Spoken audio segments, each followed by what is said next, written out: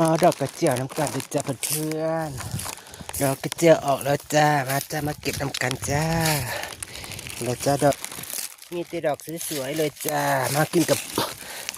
มาเก็บน้ำกันเลยจ้าโอ้ยขาดแล้วจ้านี่แต่ดอกจ้ามาจ้ามาเก็บต่อไปนี่แต่ดอกงามๆจ้าดอกกระเจียวหัวแต่ออกจ้ามาเก็บน้ำกันเลยจ้าเพื่อนๆจ้าตามมาดอกกระเจียวจ้าฝากกดไลค์กดติดตามเข้ามาชมมาเบิ่งเลยนะจ้า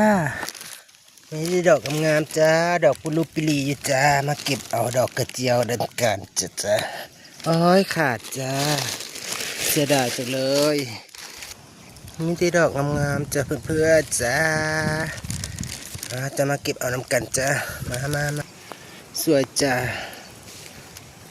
งามจ้าดอกกระเจียวหัวเตะออกที่สวยทั้งนั้นจ้ามาเอาไปกินน้ำกันเถอะจ้ามาเก็บเอาจ้ามาจ้ามาเพื่อน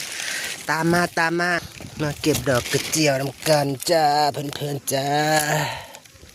มีแต่ดอกงามๆจ้านี่ดอกกำลังขึ้นพอดีกินแต่จะอ่อนๆจ้ากาจ้าพามาดูบรรยากาศมองเก็บดอกกระเจียวจ้านี่ละร่มรื่นมันเลยจ้าบนปาล์ม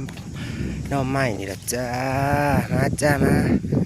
คลิปนี้ก็ไว้สำนี้นะจ้ามาหาต่อไปคลิปหน้าเดี๋ยวสิท้าย